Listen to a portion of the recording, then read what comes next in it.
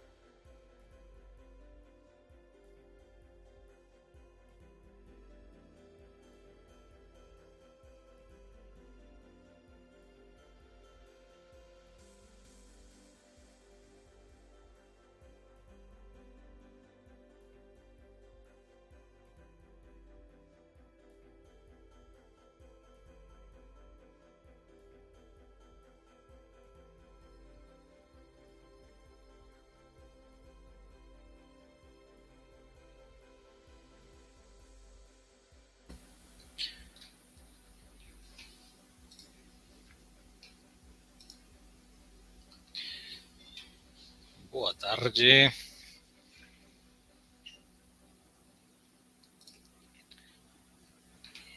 Boa tarde a todos, pessoal.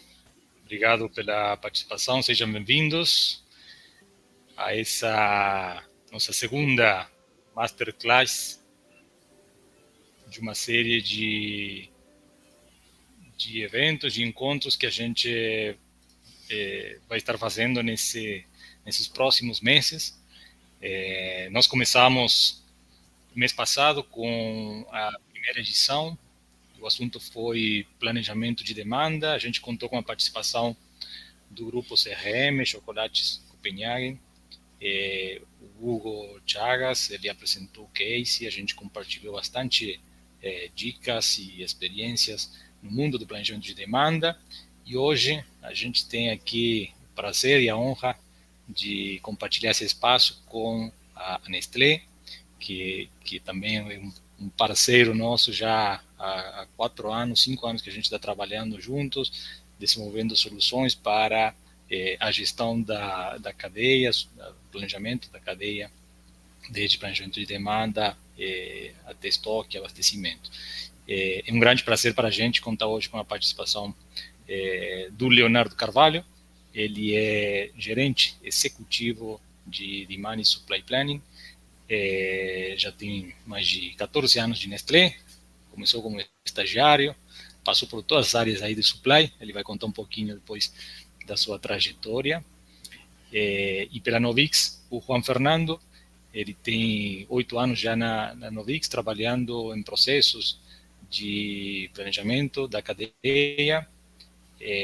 Atualmente é diretor de projetos, né, e ele participou junto aí com o time da Nestlé nesses projetos, então tem uma ampla experiência aí para compartilhar hoje com a gente. Nosso assunto de hoje vai ser gestão de estoque, né? A gente vai compartilhar aqui experiências e a nossa abordagem nesse assunto, que é um assunto bastante interessante, bem complexo, principalmente em negócios como a Nestlé, que tem uma malha logística bem ampla, com muitos agentes participando aí na cadeia. Então, nós vamos compartilhar aqui nossas experiências. O Juan Fernando vai começar uma apresentação inicial sobre a nossa abordagem, nosso entendimento desse processo de planejamento de estoque, e depois o Leo vai compartilhar a sua experiência nesse mundo aí de planejamento de estoques. Bom evento para todos, esperamos contar com a sua participação também nas próximas edições dessas masterclass. A gente vai passar um pouco de informação logo no final. Vou passar a palavra aqui para o Juan, para apresentar a primeira parte aí de nosso encontro. Juanfer, a bola está contigo agora. Perfeito. Bom, obrigado, Rodrigo. Primeiramente, feliz aí de participar de uma nova jornada de aprendizagem, de compartilhar experiências da gestão, né, da cadeia de suprimento. Feliz também de participar junto com o Leonardo. A gente vem trabalhando junto já faz bastante tempo. numa relação de parceria. Então, muito feliz aí de participar juntos desse novo evento, dessa nova masterclass, das diferentes etapas aí da gestão da cadeia de suprimentos. Eu vou começar a apresentação, vou utilizar os primeiros minutos aqui da nossa masterclass para fazer uma introdução do nosso tema principal hoje, que tem a ver com a gestão de estoque. Inicialmente, vamos falar sobre o que tem a ver com a gestão de estoques no contexto de planejamento integrado, como é a abordagem que nós, dentro da Novix, na Pipeline, a gente aborda esses assuntos complexos. Depois vamos falar um pouco sobre as diferentes etapas num processo de gestão de estoque, para depois passar a palavra já aí para o mestre, né, para o Leo, que ele possa comentar como foi a jornada da Nestlé com a gestão, e finalmente vamos deixar alguns minutos aí para conseguir, tirar dúvidas, alguns momentos aí para receber algumas perguntas e tentar de responder elas o melhor possível sempre. Como o Rodrigo estava comentando, sou o Juan, diretor de projetos aqui na Novix. Tenho o prazer aí de participar junto nesse evento com o Leo, mas a gente já fez essa introdução inicial. A ideia aqui é continuar no eixo condutor das masterclass que começaram lá com análise, né, da projeção de demanda e a importância que tem essa primeira etapa da cadeia de suprimento. E agora a gente começar a se introduzir um pouco mais dentro do processo. Basicamente, a gente está imerso, como falamos na masterclass anterior, dentro de uma indústria 4.0, onde o comportamento dos consumidores tem um papel muito relevante e isso traz muitos desafios para a gestão, né, da nossa cadeia de abastecimento.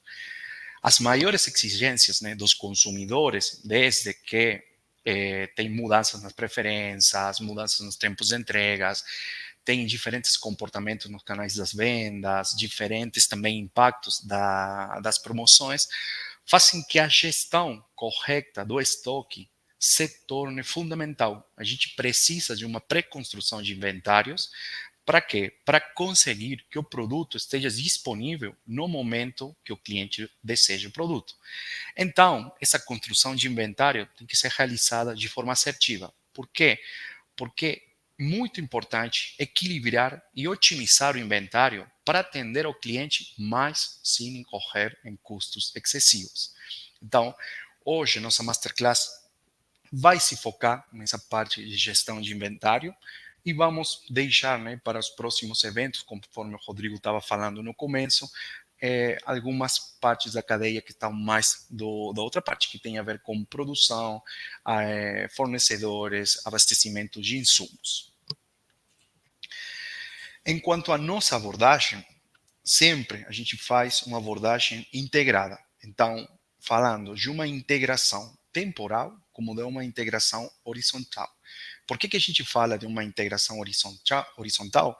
Porque basicamente a ideia é projetar da melhor maneira possível o comportamento do consumidor lá na ponta da cadeia, até a base que o planejamento da produção e disponibilidade de insumo para conseguir produzir e abastecer os estoques que vão permitir atender o cliente. E a gente fala também de uma integração temporal, porque basicamente é muito importante ter uma visão conjunta que permita fazer conversar os planos de meio e longo prazo, que a gente conhece na rede como S&OP, com as operações diárias, que é o S&OI. Então, essa integração agora já é possível desde que sejam aproveitadas as novas tecnologias, hoje que já tem disponíveis, para ter potencial utilizando todas essas novas tecnologias, de ter uma cadeia que possa reagir com agilidade, antecipar gargalos e também se antecipar a grandes mudanças ou impactos ao longo da cadeia de suprimento. Então, focando no nosso objetivo dessa jornada, o primeiro que vamos tratar é o que tem a ver com o que é a gestão de estoque. Então, conceitualmente, é um processo que viabiliza o planejamento, execução e controle dos recursos armazenados dentro de uma empresa. E por que ele é tão importante? Porque, basicamente, é o que vai garantir que a empresa tenha os produtos certos disponíveis no momento certo, evitando tanto a falta quanto o excesso de mercadorias. Vai vir nos responder 3 perguntas: o que suprir, em que quantidade suprir e em que momento fazer esse suprimento. E para que é que vamos responder essas perguntas com a gestão de estoque? Basicamente, para maximizar o nível de serviço, o nível de atendimento da demanda, para otimizar a eficiência operacional dos processos de suprimento e para reduzir os custos totais de estoque por meio do giro e a redução de inventários. Agora bem, esses objetivos são objetivos que podem ser conflitantes. Por isso que é muito importante o devido direcionamento das estratégias para priorizar as metas. Estamos falando de que a gente tem que maximizar o nível de serviço, mas isso pode ir em contra de reduzir os estoques. Daí é que é tão importante a gestão de estoque. Uma gestão de estoque bem feita vai trazer mais lucratividade para a empresa, pois ela vai evitar ganhos com armazenagem desnecessária, ao mesmo tempo que vai possibilitar a entrega dos produtos quando os clientes procuram. Então, tem que fazer, se conversar todos esses objetivos para garantir um bom atendimento do cliente, que é o nosso objetivo final. Falando um pouco sobre as etapas do processo de gestão de estoque, uma primeira etapa tem que ser a revisão contínua e atualização dos cadastros. É importante ter um portfólio de produtos bem cadastrados, uniformes, ter informação dos produtos que estão saindo do portfólio, daqueles que estão entrando, ter toda a informação atualizada dos fornecedores, dos lead times desses fornecedores, dos lotes mínimos de envio, para fazer uma correta identificação inicial e controle. Depois, também muito importante é a avaliação da situação, verificar quanto é o estoque atual. Então, conhecer o estoque atual, avaliar a saúde do estoque em cada ponto da malha e avaliar a ocupação também dos centros de armazém. É importante ter o estoque, mas é importante não pagar custo demais por ter excesso dele. Uma terceira etapa vem relacionada com a otimização do inventário. Isso aqui, basicamente, é definir o estoque ideal. Então, com toda a informação anterior de controle de estoque, a gente conhece quais são os produtos, conhecemos qual é a saúde de cada um desses produtos, temos as informações também das vendas históricas, do comportamento, né, das vendas da companhia. É importante otimizar esse inventário, fazer análise de ABC, Y e X, Y, Z também, para entender quais são nossos principais produtos que representam a maior parte da venda, entender quais produtos estão trazendo muita volatilidade, quais são mais estáveis. Isso também para otimizar a quantidade de produto. Seria um erro ter uma concentração do estoque em produtos que não são muito representativos da venda. Então, é importante esse tipo de análise, trazer esse tipo de análise para o estoque, para medir qual é a qualidade de nosso estoque. Otimização também dos layouts dentro dos armazéns, otimização de métodos, calcular o estoque com diferentes metodologias e depois, no final, definir qual tem que ser o nível de estoque, o nível de inventário ótimo para cada um dos pontos logísticos da malha da companhia. Então, isso é muito importante, o estoque como um todo, mas também ter o nível de estoque ideal no lugar certo. Depois disso, uma próxima etapa é antecipar as necessidades, basicamente o planejamento do abastecimento. Então, tem que ser projetadas as necessidades por pontos logísticos, comparando o estoque atual, que a gente falou nessa primeira etapa, com o estoque ideal, que vem da otimização, né, do inventário, para projetar se precisamos ou não fazer um abastecimento para cada um dos nossos pontos logísticos. Estabelecer sistemas de balanceamento de estoque, isso é muito importante também, principalmente para fazer a gestão de estoque que podem ser escassos, ou seja, quando as necessidades total da cadeia são maiores que o estoque que tem disponível para abastecer. Então, é importante estabelecer sistemas que permitam equilibrar, né, esse estoque ao longo dos diferentes pontos, distribuir ele da melhor forma possível, já seja de maneira proporcional, seja tentando de maximizar a disponibilidade dos produtos que geram maior margem, etc. A gente pode ter diferentes métodos, mas o importante é estabelecer esse sistema. E, finalmente, também organizar o armazenamento e o envio para evitar gargalos. Então, tentar já antecipar envios para evitar gargalos no final do mês, no começo do mês, questões que são bem frequentes, né, na gestão aí do estoque. Bom, é muito importante antecipar esses tipos de necessidades. E, finalmente, uma análise e melhoria contínua, que é toda análise de KPIs. Então, avaliar a variação do inventário, fazer auditorias do inventário, fazer revisões estratégicas anuais da política de estoque, implementação de tecnologias emergentes. Sempre tentar ficar na vanguarda na implementação aí de tecnologias que ajudem a melhorar a gestão aí do estoque. No que tem a ver com um processo tradicional de gestão de estoque versus a utilização, né, dessas novas tecnologias, podemos falar que nos processos tradicionais, eles são geralmente gerenciados através de planilhas de Excel, mesmo integrando algumas áreas, mas via troca de planilhas, onde o levantamento e preparação dos dados, a reprogramação das informações, a preparação de tabelas para análise consome a maior parte do tempo. E o análise mesmo e a tomada de decisão vem no final, depois de gastar bastante tempo nessa preparação. Depois da implementação de novas metodologias, de implementar tecnologias que ajudem para a gestão do estoque, basicamente é modificar esse paradigma e que o análise seja o principal. Então, desde que já tem tecnologias, tem ajuda da inteligência dos dados, tem cockpit, dashboards para analisar essas informações que são atualizadas de forma regular e automática, os analistas vão conseguir acompanhar os suprimentos em tempo real, vão conseguir fazer reposições no momento correto e vão conseguir atuar eficazmente ante as flutuações da demanda. A ideia é conseguir ter uma reação mais rápida ao que está acontecendo lá na ponta da cadeia de abastecimentos. E, finalmente, os impactos de uma gestão eficiente de estoque podem trazer um aumento de até 15% de melhora no nível de serviço, eficiência na elaboração dos inventários, aquele ponto que nós estávamos falando de não ter inventário a mais, sino que otimizar esse inventário, otimizar a utilização dos centros de armazém e gerenciar corretamente itens sazonais ou itens que possam ter grandes variações na sua demanda.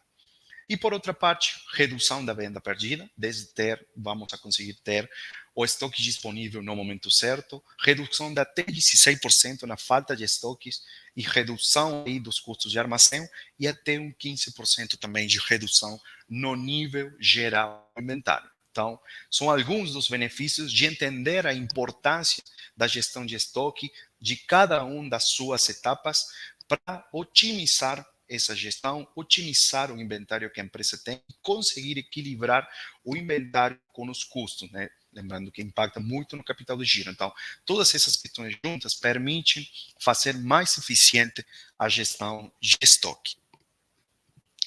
Bom, até aqui a minha parte, uma introdução um pouco mais técnica, falando um pouco mais de forma geral do que a gestão aí a gestão do estoque. Vou passar a palavra aí para o Leo, para que ele possa explicar como foi aí a jornada da Nestlé e como que eles trabalham, né, na gestão dos estoques numa malha complexa, como tem a Nestlé Brasil. Leo, deixo aí com você. Obrigado, Juan. Obrigado, Rodrigo. Primeiro, só reforçar e agradecer de novo o convite, né, de estar aqui com todo mundo, falando e dando um pouco do nosso exemplo, né, dos aprendizados que a gente tem aí nessa jornada aí. O Rodrigo até comentou, acho que 4 anos, confesso que até, na minha cabeça até achei que era menos até, né, nem faz tanto tempo assim que a gente já começou, já que a gente está trabalhando junto nessa parceria, e acho que é literalmente esse, né, o termo da jornada é um termo correto, né, porque desde que a gente começou a evolução, né, dos processos e das lógicas que a gente foi se encontrando e criando no meio do caminho é uma coisa que só colocando na prática que a gente realmente vai aprendendo e vai sentindo, né, conforme a gente começa a usar. Então, né, acho que sem falar um pouquinho muito de mim, mas 14 anos de Nestlé, como o Rodrigo comentou, então basicamente todos esses anos aqui em supply, então tenho um pouquinho de experiência aí na área de demand supply planning. E aí eu queria trazer para vocês, né, para poder dar o contexto, né, do porquê que nós entramos nessa jornada, né? Acho que a gente começa falando sempre da complexidade, né, do nosso cenário, né? Então, quando a gente fala aqui do nosso cenário na Nestlé Brasil hoje, né? Então, acho que alguns números aqui, né? E aí acho que o principal, que é o que a gente mais destaca e é o que provoca todo esse cenário que a gente tem hoje, é muito focado nessas 45 mil combinações de SKU location, né? Então, quando a gente pega a quantidade de SKUs que a gente tem no nosso portfólio, né, dentro das mais variadas categorias de produtos, né, então, chocolates, cafés, biscoitos, nutrição infantil, leites, né, então, cara, características de produtos muito diferentes um entre os outros, né? Então é muito diferente o negócio de nutrição com o negócio de cafés, com o negócio de chocolates, que tem as suas particularidades, cada negócio tem as suas particularidades, e quando a gente espalha isso dentro da nossa malha logística, né, com os nossos CDs, com os nossos plantas de e-commerce, os nossos brokers, que são parceiros que trabalham com a gente chega nessas 45 mil combinações. E aí, que nem o Juan falou, como fazer essa gestão de estoque, né, de 45 mil combinações SKU Location, como fazer isso da maneira mais otimizada, eficiente, que a gente consiga minimizar as rupturas, né, e também sem, ao mesmo tempo, aumentar muito nosso estoque, né, a gente tem sempre nossos desafios de working capital, né, que não é infinito o nosso estoque, nosso poder de armazenagem, então acho que aqui está o grande ponto de partida para o nosso cenário como um todo, né, a nossa complexidade que a gente tem que conviver e trabalhar. E aí, né, dentro dessa complexidade toda, a gente fala que, obviamente, nosso objetivo final é conseguir encantar nossos clientes consumidores, né? Então, e aí como a gente vai fazer isso, né? Então, para a gente conseguir encantar os clientes consumidores, de novo, o Juan trouxe aqui também, a gente tem que conseguir antecipar as suas necessidades, a gente tem que conseguir acompanhar todas as movimentações de mercado, de né, mudança de comportamento do cliente, para a gente conseguir acompanhar e se antecipar isso de maneira que a gente garanta que o estoque vai estar né, com a quantidade correta no lugar correto. Então, para isso, primeiro, a gente precisa saber quais são essas tendências, a gente precisa estar acompanhando o que está acontecendo no mercado, da porta para fora, e também a gente precisa conseguir reagir em tempo hábil. Não adianta eu saber também se depois eu não consigo reagir, se eu não tenho ferramentas para conseguir dar a mesma velocidade do que as coisas acontecem da porta para fora, né? Então, por isso que a gente fala, quando a gente foca no nosso processo de planejamento, muito focado na distribuição, ele tem que ser diário, né? A gente faz isso diariamente para garantir que a gente está conseguindo dar o máximo de velocidade possível para o nosso processo, né? Para a gente conseguir acompanhar as tendências que estão da porta para fora da Nestlé. E aí, quando a gente foi começar essa jornada, né, ou no meio, durante essa jornada de transformação digital, né, e de busca por novas ferramentas, soluções, para poder nos ajudar, a gente começou, obviamente, com um mapeamento, né, das nossas principais oportunidades. Então, aqui na Nestlé, nós estamos organizados de uma forma que, dentro da nossa área de Demand Supply Planning, nós somos responsáveis basicamente por essas três atividades que estão na tela, né, que é a distribuição, a produção e a demanda.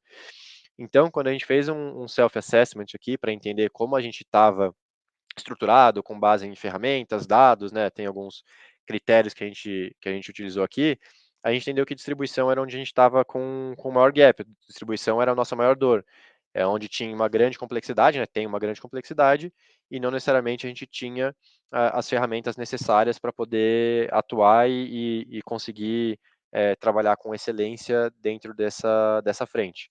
Então foi aí que a gente decidiu por focar e buscar, né, um parceiro, buscar alguma solução que nos atendesse de uma forma a gente conseguir atacar bem esse tema da distribuição, e foi aí quando a gente chegou junto com o Juan e o Rodrigo e a equipe para a gente conseguir buscar alternativas, né, e soluções para a gente.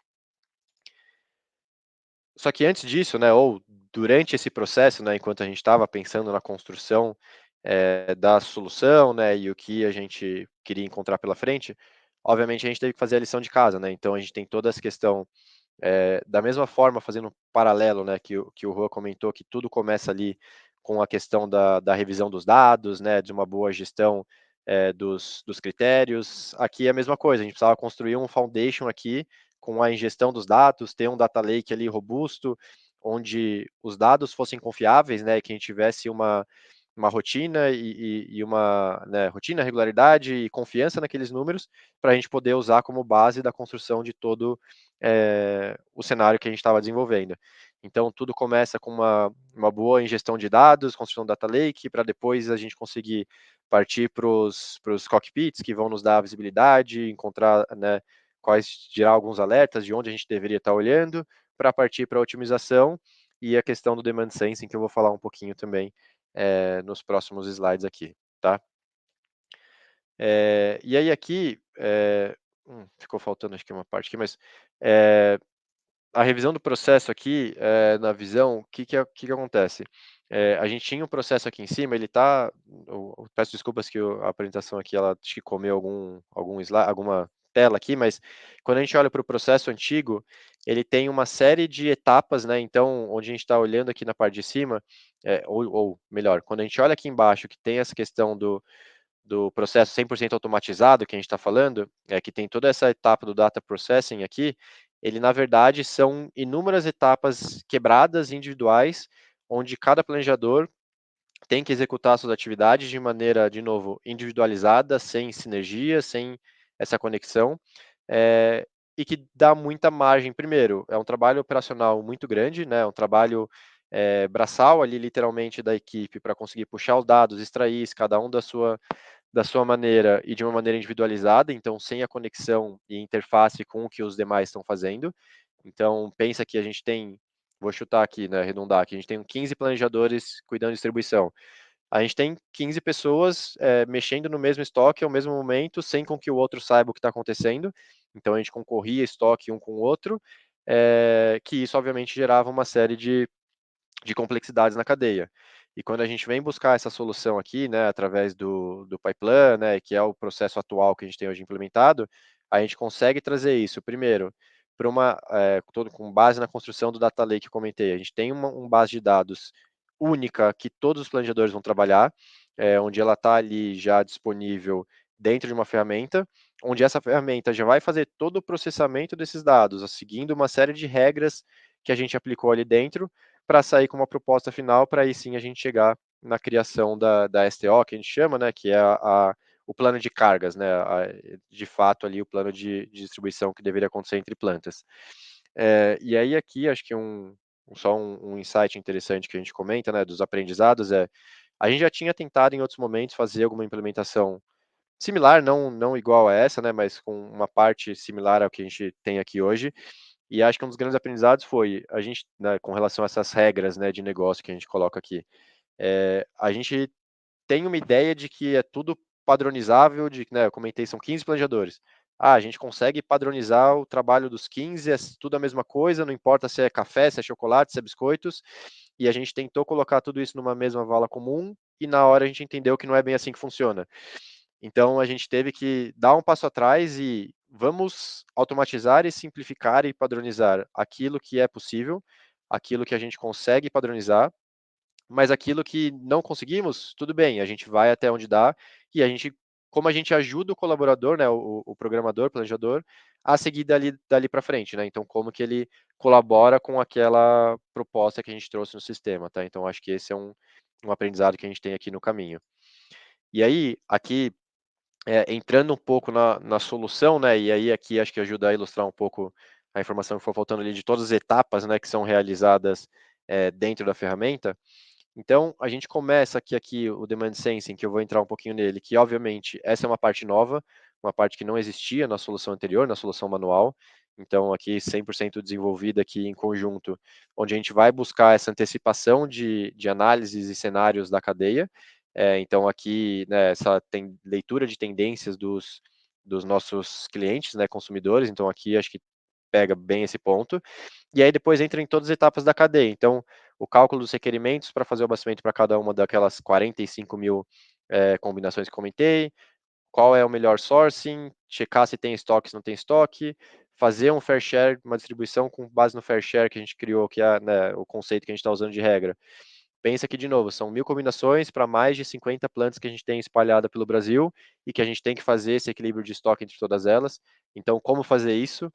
E aí aqui fica também, acho que uma nota de aprendizado ao longo desses 4 anos que o Rodrigo comenta, Acho que a gente já mudou a regra do fair share, não sei, Rua, aí acho que umas 6 vezes no mínimo, tranquilamente a gente mudou essa regra do fair share. E não que a gente tenha desenhado uma regra ruim ou que errada no começo, mas é que uma vez que a gente tem a regra, a gente tem uma solução, a gente começa a abrir portas e descobrir possibilidades que a gente não sabia que antes era possível. Então aqui acho que vale a humildade da gente entender e falar, pô, dá para evoluir essa regra. E a gente já evoluiu ela umas 6 vezes, né? Acho que é por aí, né, Rua, que a gente caminhou, né? Aproximadamente, sim, mas É, evoluímos muito desde o começo. Isso é sim. importante também, né? Essa É. evolução. Exato. Então, e acho que essa é uma coisa boa, né? A gente não ter uma solução, e de novo, dos aprendizados, né? Não ter uma solução única, definitiva e assumir ela como uma verdade. Porque a verdade hoje não vai ser verdade daqui a meia hora, não vou nem falar daqui a um dia, porque é tudo muito dinâmico, né? O cenário muda muito. Então, ter essa flexibilidade para a gente conseguir fazer essas adaptações, revisar as regras de negócio, aqui é um ganho muito grande do que a gente conseguiu construir em conjunto para a gente conseguir exatamente chegar em soluções que sejam factíveis, reais e que o planejador consiga usar no final das contas, né? Porque não adianta, se a gente constrói uma solução onde depois de 2 dias o planejador entende que aquela solução não está sendo mais tão eficaz, precisa de meia chance para ele voltar para o Excel dele e ele fazer tudo como ele estava acostumado, que é quando ele tinha, ou ele entendia que tinha 100% do controle. Mas não é esse o objetivo, obviamente, né? Então, acho que essa flexibilidade, essa evolução é constante e tem que fazer parte do processo, porque sem ela a gente com certeza não estaria onde a gente está hoje, né? É, você quer falar mais alguma coisa, Rui? Eu vi que você desmutou aí, não? Não? Tá bom. Então, e aí voltando, né, continuando então pós o fair share, né, fazer toda a análise de constraint, né, de restrições da cadeia, olhar com relação ao frescor do estoque, né, para o nosso caso é muito importante, fazer a otimização da carga e no fim, que nem eu comentei, a última etapa é uma colaboração do planejador. Automatizamos 100% do processo? No último slide eu falava que sim, né? Mas na verdade não é 100%, né? A gente automatizou 100% daquilo que é possível automatizar, daquilo que dados, processos e propostas. Mas a decisão final sempre vai ser do planejador. Que esse é outro aprendizado. Não adianta a gente querer achar que a gente vai conseguir entregar uma solução pronta já, 100% pronta, para o planejador que não vai. Tem uma série de cenários e uma série de acontecimentos e regras que a gente não vai conseguir colocar para dentro da ferramenta. E tudo bem, e de novo, acho que isso faz parte, e o que a gente tem que colocar é a proposta na mão do colaborador, para que ele, né, do planejador ali, para que ele consiga entender o que está acontecendo e saber qual é o ponto de partida. Esse é o ponto de partida. Ah, mudou algum cenário dentro do que não estava previsto, surgiu uma necessidade diferente, ele vai agregar nessa proposta inicial, e por isso que a gente deve falar de colaboração, né, do planejador, porque não ele partir dali, esse é o ponto de partida, para aí sim ele chegar na publicação do plano final de distribuição. E aí, entrando um pouco no mérito do Demand Sensing, né, que eu comentei aqui. Por que a gente colocou Demand Sensing, né, e qual que é o nosso objetivo com o Demand Sensing? A gente tem o nosso planejamento do ciclo S&OP, né, a gente tem todas as nossas demandas planejadas, mas, de novo, a gente tem que reagir rápido, né? Foi do segundo slide que eu coloquei ali. A gente precisa conseguir entender e reagir rápido às necessidades e variações de consumo dos nossos produtos. Então, quando a gente chega aqui, quando a gente se espalha, né, e olha toda a nossa presença no Brasil, a gente tem muitas particularidades de acordo com a característica da região, de acordo com a característica do produto. Então, a gente tem, né, a gente vai falar, o clima é distinto, depende de cada região do Brasil. Então, se uma região está frio, a gente potencialmente vai ter uma aceleração da venda de sopas, de cafés, onde está uma região onde está mais calor, porque no Brasil tem todos os climas possíveis no mesmo dia, né? Onde está mais calor, não vai ser esse mesmo comportamento. A gente vai ter festas regionais que são mais fortes num lugar ou no outro, tem essas sazonalidades. Então, tudo isso varia muito de produto a produto e cada planta que a gente trabalha. Então, não adianta a gente conseguir e achar que a gente vai acertar as 45 mil combinações, um planejamento de demanda que vai conseguir captar tudo isso. Então, a ideia de ter o Demand Sensing é a gente conseguir aplicar a tecnologia em nosso favor para conseguir chegar nesse melhor número. Então, a construção do Demand Sensing foi feito como se fosse né, ele é uma etapa-chave e faz parte do processo de construção da análise de necessidade do SKU planta para a gente poder trabalhar. E aí, dentro dessa construção, não vou entrar muito na parte técnica aqui, porque senão o Rua vai falar que eu tô falando mentira, tô falando besteira, deixa para os experts isso, mas o grande ponto aqui é, de novo, são 45 mil combinações. Se a gente quisesse fazer essa análise de demand sense de uma maneira manual ou é, mais elaborada de cada um deles, é humanamente impossível. Então a gente precisa colocar tecnologia aqui por trás, a gente precisa colocar machine learning, precisa colocar alguns análises e ajustes, construir a ferramenta de uma forma que isso saísse de uma maneira automática para que a gente pudesse utilizar, porque se a gente fosse querer fazer customização em cada uma das 45 mil, com certeza a gente ia contar, depois de 4 anos, a gente ainda está na combinação 2000 aqui para conseguir chegar até o final. Então, o que a gente tem, né, quando a gente olha para o Demand Sensing? A gente tem aqui nesse gráfico da esquerda todos os modelos estatísticos, onde através, né, a ferramenta, o Machine Learning ali vai entender qual é o melhor modelo que se adequa àquela série temporal, para a gente poder fazer a utilização, e ele já vem com a proposta de qual, né, já vem pré-selecionado ali, qual é o modelo que ele está usando para fazer essa projeção temporal de consumo futura. E aí, quando a gente olha no gráfico da direita, né, numa simulação aqui, a linha em amarelo linear seria a demanda que a gente tem do ciclo de S&OP. E aí aqui, essa visão é uma visão de consumo diário dos produtos, dos nossos produtos, onde, de novo, a gente não vai fazer uma quebra nível SKU, planta por dia para 45 mil combinações. Então, a gente tem essa demanda linear. Quando a gente olha para a curva em azul, que é a curva do Demand Sensing, por mais que, quando vocês olham o número ali em cima, entre a demanda total do período do Demand Sensing, que é de 2.700, contra a do ciclo, 2.680, ela é muito próxima. A média é muito próxima, né? O total é muito próximo. Só que olha o comportamento do consumo, né? Porque, eu tenho uma média de 10, mas eu não vendo 10 todo dia. Um dia eu vou vender 12, no outro dia eu vou vender 8, no outro dia eu vou vender 7, e por assim vai, né? Então, aqui, com o Demand Sensing, a gente consegue aplicar isso e consegue se aproximar muito mais do que vai acontecer na prática. Então, dessa forma, a gente consegue se antecipar e reagir muito melhor e mais rápido nos nossos abastecimentos. E aí, de novo, pegando um pouco de aprendizados, né? Quando a gente olha na tabelinha, eu sei que está pequeno na tabelinha aqui de baixo, mas o que a gente entrega na mão do planejador? O planejador, ele consegue ver como fica a posição do estoque final dele, tanto na visão da demanda, quanto na visão do demand sensing. Porque um dos aprendizados não adianta a gente chegar para o planejador e só dar o resultado final. Tá aqui, ó, abastece 10. Se ele não sabe como esse número foi construído, dificilmente ele vai confiar nesse número, ele vai acreditar e vai se sentir seguro em utilizar esse número. Então é muito importante a gente mostrar que falar, ó, se você fosse seguir a sua demanda regular, seu estoque ia estar em 15 dias.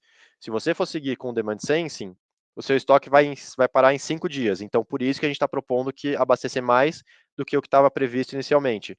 Então, essa visão, essa abertura para o planejador é muito interessante para ele sentir a segurança de que aquela proposta que ele está recebendo é um número real, factível e o que está por trás daquele cálculo, tá?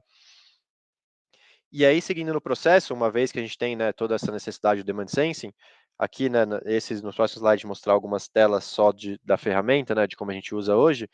Então, a gente consegue ter uma noção, consegue ter uma visão de como está a nossa posição do estoque de acordo com a nossa política de inventário.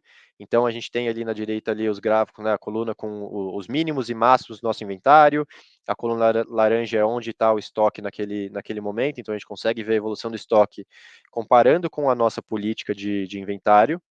E quando a gente olha na tabelinha aqui, é exatamente isso. Então, a cobertura de estoque, né, qual é a minha política de estoque? E a gente separou nas faixas aqui, né, de verde, vermelho e amarelo.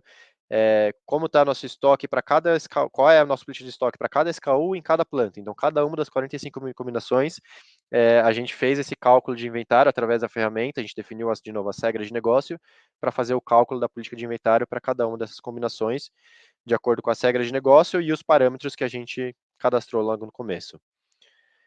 E aí, quando a gente vai aqui para a visão, de novo, bater na mesma tecla que a gente precisa dar para o planejador a visão completa do negócio. Então, aqui, na parte de cima aqui da tabela, ele mostra que a necessidade irrestrita de abastecimento seriam de 237 caixas aqui, não sei qual a unidade de medida que tá, mas 237 caixas. Só que eu tenho uma necessidade de 237, então o planejador consegue saber qual é a necessidade total de abastecimento dele para aquela planta. Só que acontece nós temos restrições na cadeia, seja por indisponibilidade de estoque em nível Brasil, seja porque eu tenho estoque, mas não consigo mandar a quantidade total, porque eu tenho que fazer o fair share, que eu comentei, porque eu tenho a necessidade de todas as outras plantas. Então ele coloca como um final load aqui embaixo para mim de 107. Então eu sei que a minha necessidade é 237, mas eu só vou conseguir mandar 107 hoje, porque a diferença entre elas são as restrições que a gente tem na cadeia.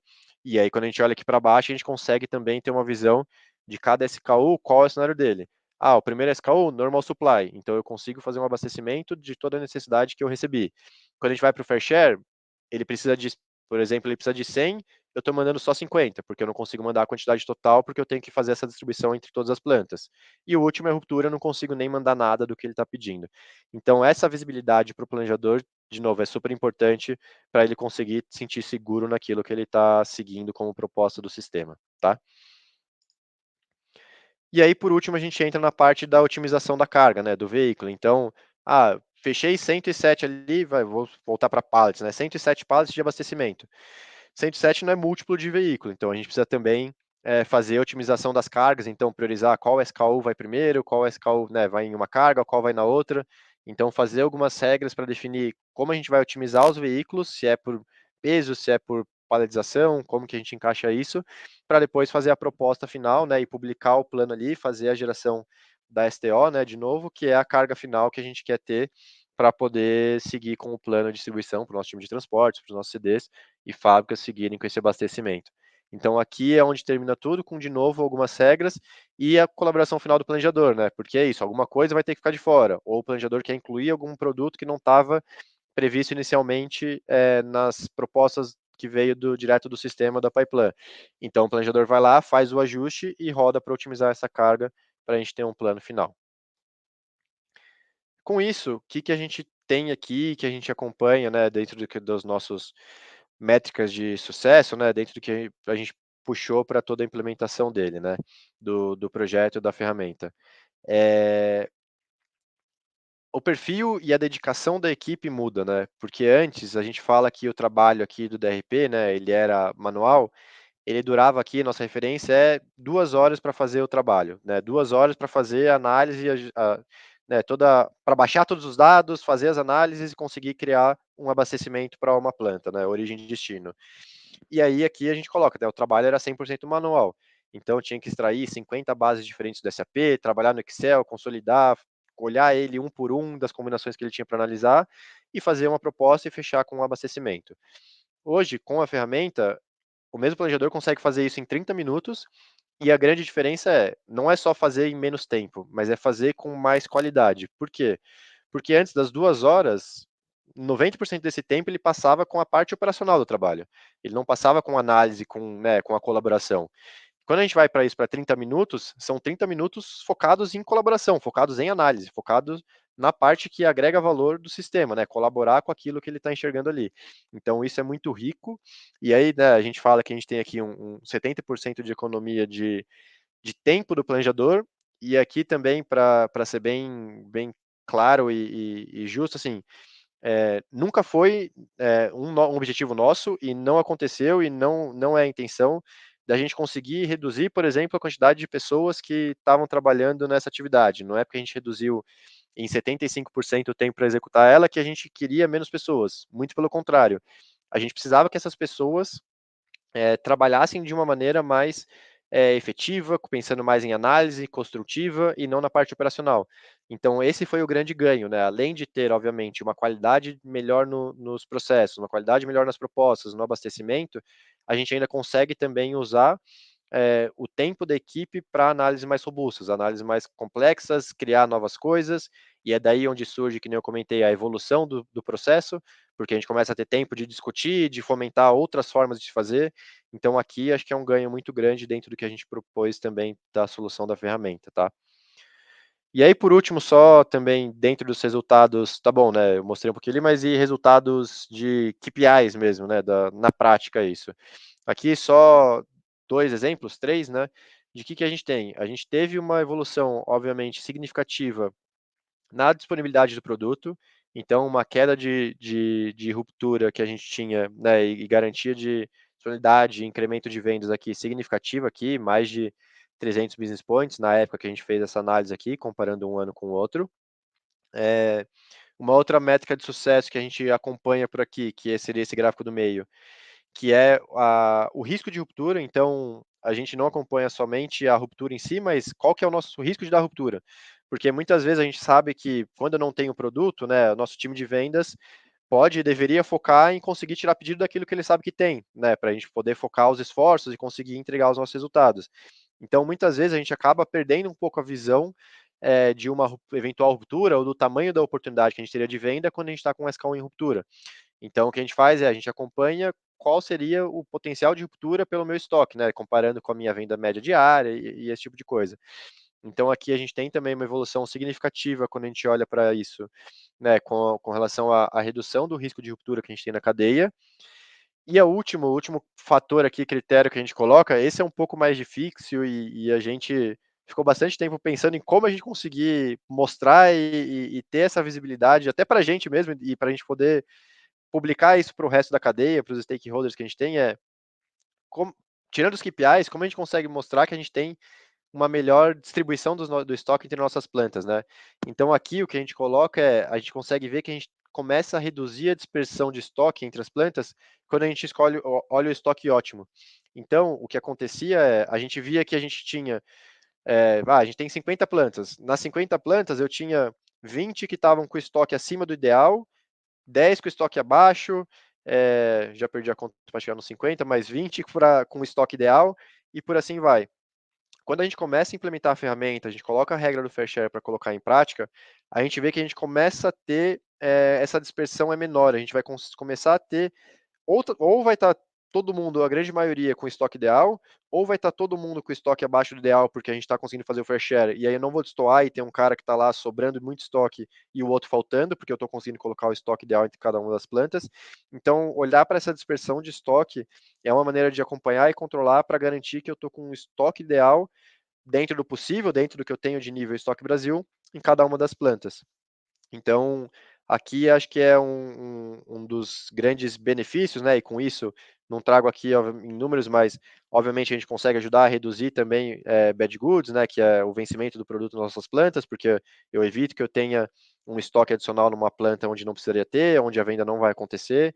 Então, assim, a gente começa a acompanhar e ver resultados sólidos aqui em como isso realmente ajuda muito na qualidade do nosso plano, né? Então, aqui o benefício é bem tangível aqui de como a gente consegue evoluir nossos processos, né, nossos KPIs, uma vez que a gente tem a ferramenta e tem um processo bem robusto, definido e bem construído de acordo com as nossas necessidades, né, não simplesmente uma solução pronta ali, que nem eu comentei no início, padronizada, que vai ser uma solução única.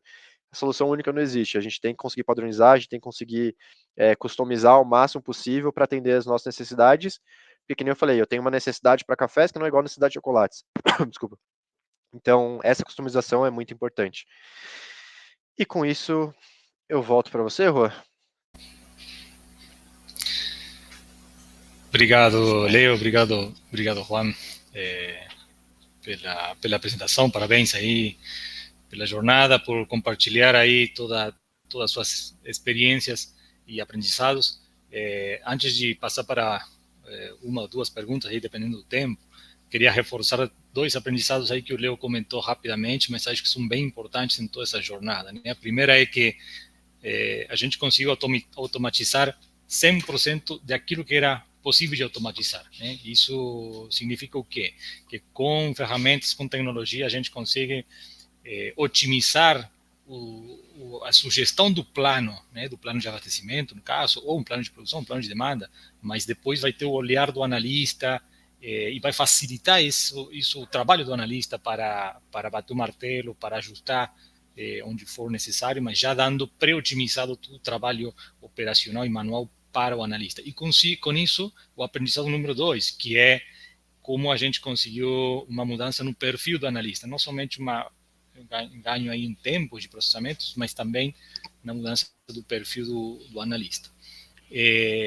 Pessoal, aí fiquem à vontade de colocar perguntas. A gente tem aqui algumas perguntas já que foram passadas. Eu vou começar com uma aqui, Leo. Você passou rapidamente aí também, comentou do cálculo do estoque, né, ideal, que vocês têm dentro da ferramenta. Quais são as variáveis levadas em consideração para cálculo do estoque ideal e com qual frequência vocês atualizam esse estoque ideal, né? Que é um ponto aí bem relevante que acho que vai compartilhar aí com muitos dos que estão aqui nessa transmissão. Sim. A gente trabalha com sistema puxado, então o cálculo do nosso estoque ideal, ele vai levar em consideração os nossos, acho que o padrão, né? Então, qual é o nosso tamanho do lote de abastecimento, qual é a nossa frequência de abastecimento, né? Então, de quanto em quanto tempo eu consigo chegar naquela planta, e aí entra na frequência tanto o tempo que eu levo, né, que eu levo para gerar um novo abastecimento, quanto tempo de trânsito também, né? Então, eu tenho plantas aqui que eu consigo chegar em um dia daqui da minha fábrica até aquela planta eu chego em um dia. Tem planta que eu chego em 23 dias, porque estão bem distantes. Então, esse é um fator importante que faz com que tenha uma diferença grande aí de estoque absoluto em cada uma das nossas plantas e também a variabilidade da venda, né? Então, que nem eu comentei, eu tenho uma média de venda de 10 caixas por dia daquele SKU, mas eu não vendo 10 caixas por dia. Então, vai ter um dia que eu vou vender 15, no outro eu vou vender 7, no outro eu vou vender 8. Então, essa variabilidade da venda e eu conseguir me proteger dela para o cálculo da minha política de estoque é um fator super importante e relevante. Isso de uma forma bem genérica e superficial, tá? Acho que são os grandes fatores aí, componentes do estoque. E com relação à frequência, aqui é uma pegadinha, né, por assim dizer, né, mas assim, do jeito que a solução foi desenhada, né, Rua, a gente tem a possibilidade de revisar a minha política de estoque diariamente. Então, se eu quiser, todo dia eu posso ir lá, o sistema me traz uma proposta, né, com todos os dados e regras de negócio que a gente falou, a gente desenhou para que todo dia ele atualiza a base de dados, né? Então todo dia entra um dia novo no meu histórico. E como eu uso esse meu histórico para calcular a política de inventário, todo dia eu tenho uma nova proposta de política de inventário. Então, o que a gente faz a gente tem essa proposta do sistema, assim como a gente falou do abastecimento, a gente tem uma proposta nova de revisão de política de inventário todo dia, mas óbvio que eu não preciso revisar ela todo dia. Mas quando eu quiser fazer essa revisão, ela vai estar lá disponível para mim com o dado mais atualizado possível.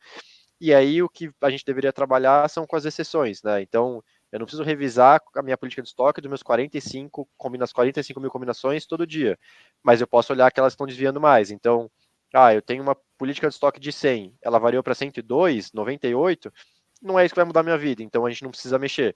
Agora eu tenho uma política de estoque de 100 e ela virou a proposta nova de 120, 140, esse cara é um cara que eu tenho que atuar, eu tenho que entender por que aconteceu essa variação e aí ir lá e aceitar ou não a proposta do sistema para seguir com essa nova política de estoque. Maravilha, perfeito. Obrigado, Leo. Temos mais uma pergunta aqui, nos minutos finais. Aqui o Marcelo Valadares está perguntando qual foi a principal etapa que resultou no sucesso da ferramenta. Está em linha com outra pergunta que a gente tem sobre os critérios para a escolha do parceiro tecnológico. Na sua experiência, o que você acha que foi assim o mais importante para o sucesso da ferramenta? E aí ele coloca aqui algumas opções também na pergunta, Marcelo. MDM no SAP, as regras de negócio, os treinamentos dos planejadores, o aprender fazendo. Qual a tua experiência aí e as dicas que você pode passar, Léo? Eu acho que assim, pegando até alguns pontos que eu acho que eu comentei por cima, acho que a customização da ferramenta, isso é extremamente essencial, né, que a gente fala assim, ter uma solução de prateleira e a gente tentar adaptar o nosso processo para a solução é o que a gente tinha tentado no passado e a gente viu que não funcionou, que foi muito fácil, a gente perdeu e deixou de utilizar, porque, de novo, as regras mudam todo dia de negócio, então acho que conseguir construir uma solução customizada para nossa necessidade foi essencial para a gente conseguir chegar nesse sucesso, e junto com a flexibilidade, igual eu comentei, acho que essa evolução, então não é porque eu coloquei uma regra hoje que daqui a 2 dias essa regra continuar sendo válida. Então ter essa flexibilidade de conseguir evoluir dentro da ferramenta, isso com certeza é crítico. E o outro também acho que foi colocar os planejadores para trabalhar no desenvolvimento da solução. Então, o que a gente fez lá atrás não adianta eu aqui, meus pares, a gente participar com o Juan e equipe, tentar buscar a solução mais robusta, a melhor solução possível, mas não é a gente que está lá no dia a dia executando a atividade. Com certeza a gente ia perder alguma parte do processo. Porque a gente sabe, tudo bem, a gente pode conhecer do conceito, eu posso ter executado essa atividade há 10 anos atrás, mas não sou eu que estou lá no dia a dia. Então, a hora que a gente traz o planejador, lógico, a gente tem o direcionamento, a gente tem a parte mais teórica ali, para assim dizer, para dar o caminho, mas a hora que a gente coloca o planejador ali na frente da tela e fala, ó, você vai fazer assim, funciona para você assim ou não, o que você gostaria de ter, e ouvir muito deles, e colocar eles como parte da solução, acho que isso foi essencial para a gente garantir o engajamento também da equipe, que a solução ia ser uma solução que todo mundo ia conseguir usar e não uma solução que ia ficar lá parada e as pessoas iam desistir dela muito fácil, né? Ótimo, perfeito, Leo. A última. FairShare foi totalmente automatizada dentro da ferramenta Pipeline? Pergunta o Ricardo Takakura, da BASF. Foi, felizmente foi, com muito suor e, de novo, com muitas idas e vindas e mudanças de regra, mas ela, sim, ela é automatizada, e aí é até uma dos slides que eu mostrei tem essa visão, né? Então, o planejador consegue enxergar qual que é a necessidade pura que ele tem daquela planta e depois qual a necessidade que ele deve partir do abastecimento com base no fair share, né? Então, depois de toda a distribuição para todo mundo, por mais que ele precise de 100, ele só deveria se abastecer com 50, porque eu preciso abastecer as outras plantas também. Então, o fair share 100% automatizado na ferramenta. Perfeito, maravilha. Obrigado novamente, Leo, Juan, obrigado a todos os assistentes. Espero que tenham curtido e aproveitado muito esse espaço aqui. Convidamos vocês para os novos encontros que a gente vai ter mensalmente. O nosso próximo vai ser sobre planejamento da produção, não só MPS, Master Plan, sino também sequenciamento diário. A gente vai passar por todo o mundo aí do PCP e planejamento da produção dentro de um ciclo de SNOP e IBP. Obrigado novamente para todos aí, Leo, Juan, prazer. Obrigado a vocês. E parabéns pela apresentação. Obrigado, prazer aí.